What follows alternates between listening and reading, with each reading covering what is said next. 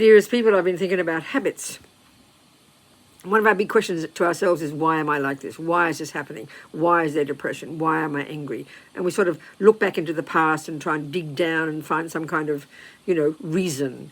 But a very much simpler way, and deceptively simple, but it's kind of profound, is if you, for example, start to play the piano and you do it very well, I can deduce the reason logically is that you must have practiced it.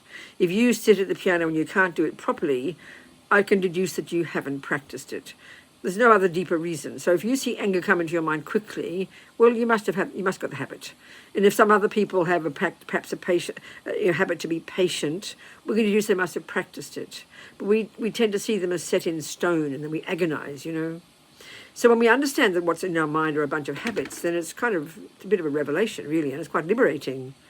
So then we have to deduce which habits would we like to develop, and which habits would we like to get rid of. That's really the essence of what Buddhist practice is, which means you have to know your mind well.